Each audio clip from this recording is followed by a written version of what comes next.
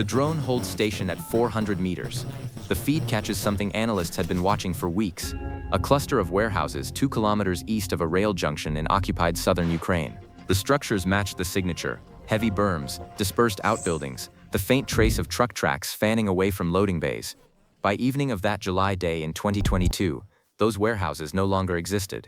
The explosion burned for 11 hours. That was not an accident of war. It was a calculated proof of concept. The weapon behind it was a truck-mounted rocket launcher carrying 6 GPS-guided missiles, operated by a small crew who drove away before the first round landed. And it was about to rewrite the operational grammar of the largest land war Europe had seen since 1945. This is the story of how the M142 HIMARS arrived in Ukraine in the summer of 2022, what it was designed to do, how it was used, what it destroyed, and what it could not. It is a story about logistics, which sounds dry until you understand that logistics is how you feed artillery, and artillery was the weapon Russia had bet everything on. Interrupt the feed, and the gun falls silent. The M142 high-mobility artillery rocket system is a 5-ton 6-wheeled truck carrying a single launch pod, holding 6 rockets from the GMLRS family. Guided multiple launch rocket system. According to Wikipedia's technical summary, these rockets carry a range of between 15 and 92 kilometers. The figure most commonly cited in reporting at the time, over 80 kilometers or roughly 50 miles, sits comfortably within that band. The primary munition Ukraine fired in summer 2022 was the M31 variant, fitted with a unitary high-explosive warhead weighing approximately 91 kilograms. Of that mass, roughly 23 kilograms is PBX-109 explosive inside a steel casing designed to fragment on detonation. An alternative, the M30A1, carries approximately 182,000 preformed tungsten fragments, an area effect weapon against soft-skin targets. For the depot-busting mission that defined the summer, the M31 unitary round was the tool of choice. Guidance is GPS-aided inertial. The rocket locks its flight path using satellite navigation fused with an internal inertial reference, with accuracy measured in single-digit meters at maximum range. This matters when we consider the targets. Russia's ammunition depots were not precision targets in the sense of a vehicle or a radar. They were large compounds. Accuracy at that scale is almost irrelevant. What matters is range. Can you reach the target before counter-battery radar can vector return fire onto your launcher? The truck chassis delivers a second decisive attribute. The HIMARS crew fires. The pod ejects its rockets in under a minute, and the truck drives. Counter-battery radars track outgoing rounds backward to the origin and compute a fire mission, but by the time that return fire arrives, the launcher is somewhere else. Russian tube artillery, which had a brutal advantage in barrel counts and shell stockpiles, could pound a fixed position into rubble. It could not reliably kill a truck that refused to stand still. Precision at depth, mobility at the origin. Russia's 2022 operational model was built on positional attrition supported by overwhelming artillery volume. As long as shells kept arriving at the gun line, the guns kept firing. The HIMARS was designed, at the level of physics and military logic, to attack that supply chain rather than the guns themselves. Destroy the shells before they reach the barrel. And the barrel is scrap metal. Washington announced the decision to send the first 4 launchers on the 1st of June, 2022. The announcement came after months of Ukrainian lobbying for longer-range precision weapons and months of American hesitation over escalation. 4 launchers represented a compromise, enough to test the concept, not enough to threaten Russian territory proper. According to Wikipedia's documented timeline, those first launchers arrived in Ukraine on the 23rd of June. Defense Minister Oleksiy Reznikov made the announcement. The first combat use followed 2 days later, on the 25th of June, against Russian forces in the Izium area, a sector under Russian control since early in the campaign and used as a staging ground for advances into Kharkiv and Donetsk. The pace of strike reports after that date was steep. By early and mid-July, reporting from the Defense Post and other outlets documented a wave of strikes on ammunition depots across occupied territory. Not 1 or 2 incidents, but a pattern of large explosions at rear-area logistics sites that had been assessed as safely beyond Ukrainian artillery reach only weeks before. The explosions were not subtle. Ammunition depots, when struck, do not simply burn. Heat from the initial impact ignites nearby rounds. Those rounds detonate, throwing shrapnel into adjacent stacks, triggering further detonations. What follows is hours of sustained secondary explosions, the distinctive pop and boom pattern recognizable from any such footage. Fires were large enough to appear in commercial satellite imagery. NASA's firm's fire detection system lit up across the occupied territories in ways analysts could map against known depot locations. OSINT analysts working from open-source data began geolocating the strike signatures, A thermal anomaly on a firm's pass, cross-referenced against prior satellite images showing berms and outbuildings at a specific grid, cross-referenced against social media video showing the ammunition cook-off pattern. Each element alone was suggestive. Together they built a convincing picture of systematic depot elimination. On the 25th of July, Reznikov made his most striking quantitative claim. HIMARS had destroyed roughly 50 Russian ammunition depots since deployment. The Defense Post published the figure. Reuters noted in its contemporaneous reporting that the claim was not independently verified. This caveat matters throughout. Reznikov had every incentive to make bold claims. The Ukrainians were pressing Washington for more systems and more commitments. The 50 depot figure should be understood as Kiev's claimed count, not an independently audited number. Read it as a floor on an unverified range. A separate, earlier Reznikov statement from mid-July put the damage from the first 8 launchers at roughly 30 command stations and ammunition storage facilities. The same caveat applies. A Ukrainian official figure, attributed to its source, not verified.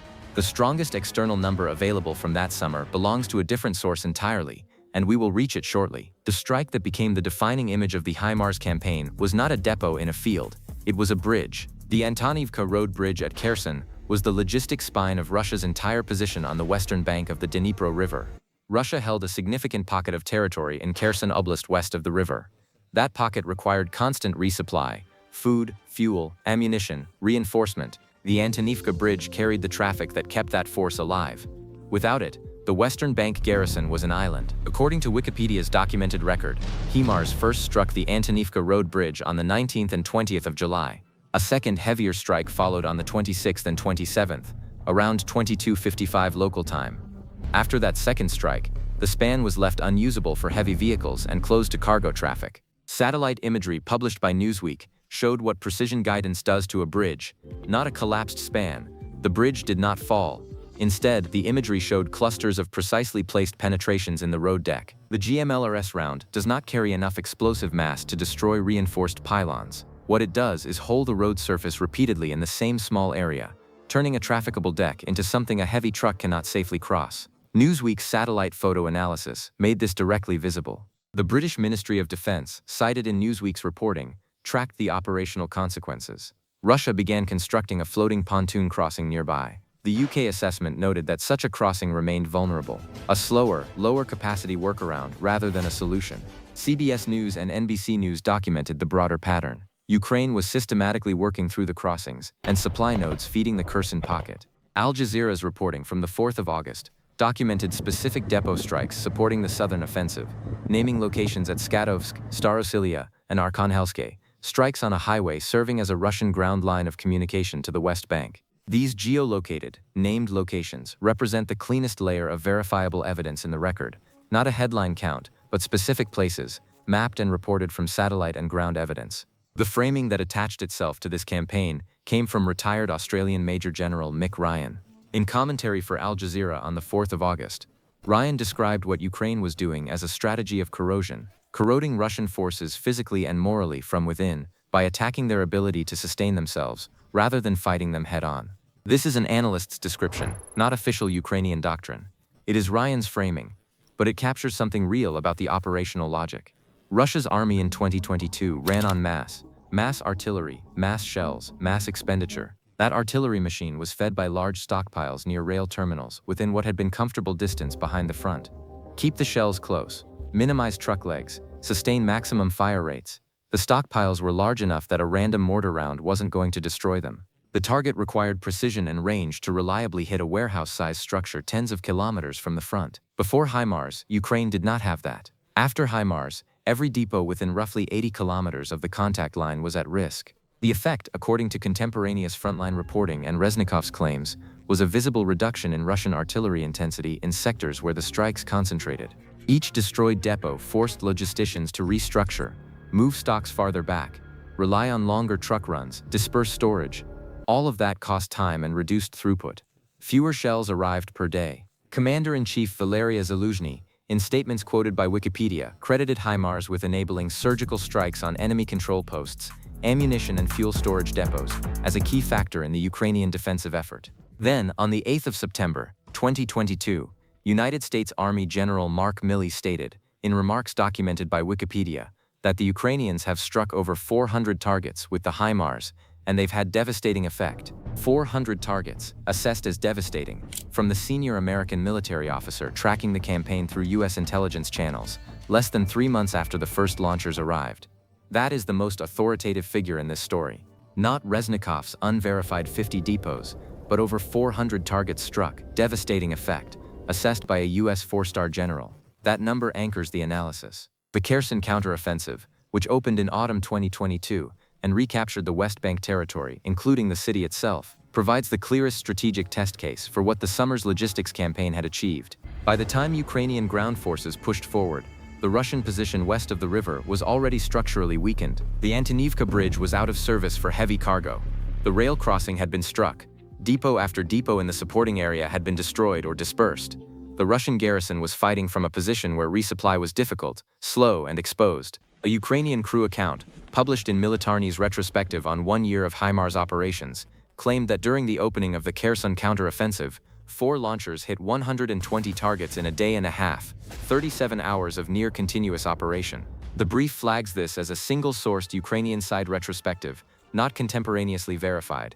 It illustrates the tempo crews described, with that caveat attached, what the broader evidence supports without relying on any single Ukrainian claim. The HIMARS campaign in summer 2022 measurably degraded Russia's ability to sustain mass artillery expenditure in targeted sectors, contributed to conditions that made the Kherson and Kharkiv counteroffensives viable, and forced Russian logisticians into a crisis that took months to adapt out of. Russian kill claims during this period deserve a brief skeptical mention.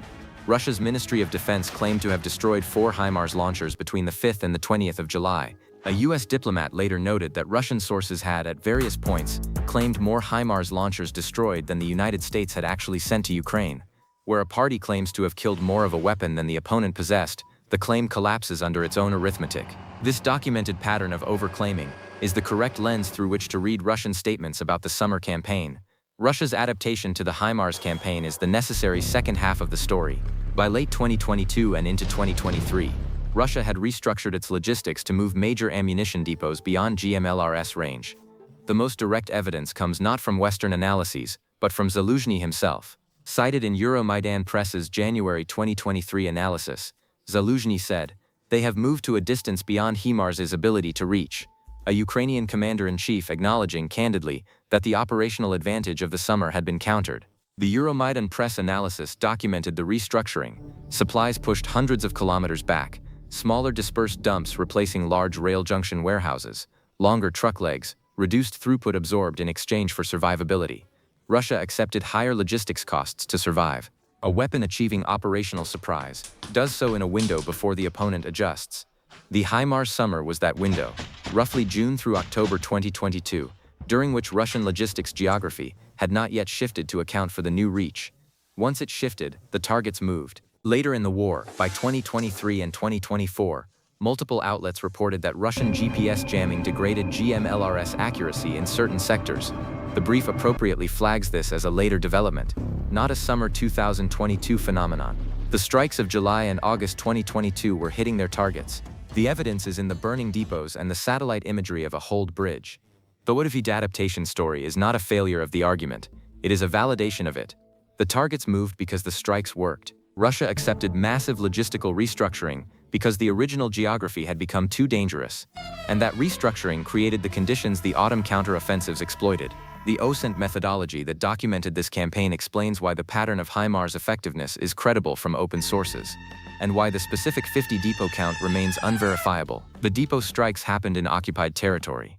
No Western journalists watched the warehouses burn. Evidence came from 3 overlapping sources: commercial satellite imagery showing before and after conditions at logistics sites, NASA firms' thermal anomaly data showing where large fires occurred, and civilian video shared on social media, geolocated by analysts matching architectural features and terrain against satellite map data.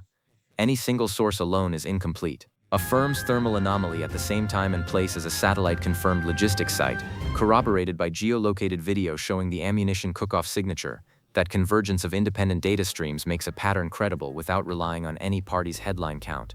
The Antonivka Bridge case was more straightforward. The damage was directly visible in commercial satellite imagery.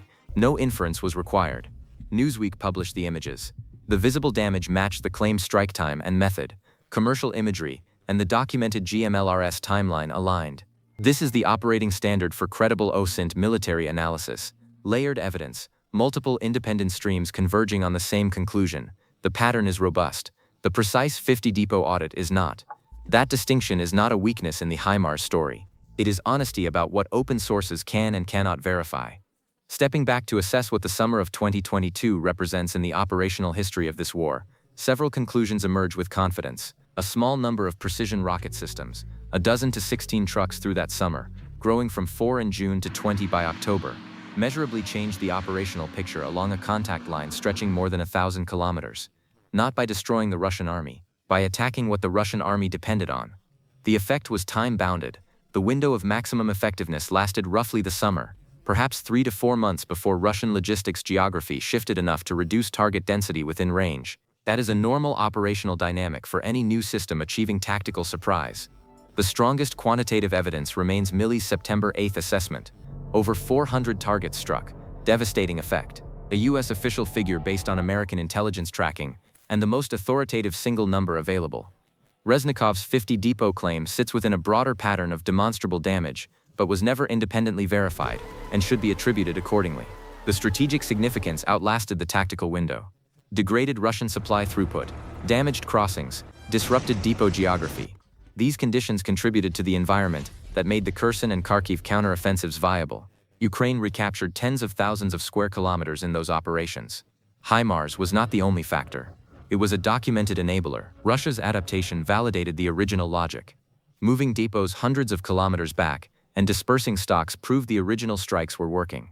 An opponent only accepts total logistics restructuring when the original structure has become intolerably dangerous. The broader significance of that summer extends into every subsequent deep strike campaign of this war. When Storm Shadow and Scalp cruise missiles arrived in 2023, their first high-profile use was against command nodes that HIMARS range rockets could not reach.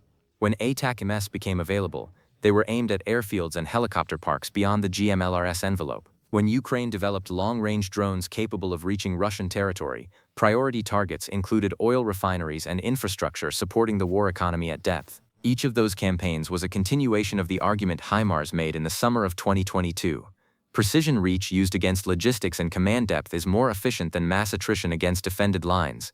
The weapon didn't prove that in theory, it proved it in practice, documented in satellite imagery, in burning depots, in a hold bridge, and in a US 4-star general's measured assessment of 400 targets struck with devastating effect. And the fact that each new system was needed because Russia had moved its vital points out of reach of the last one, that is not a failure, that is the mechanism.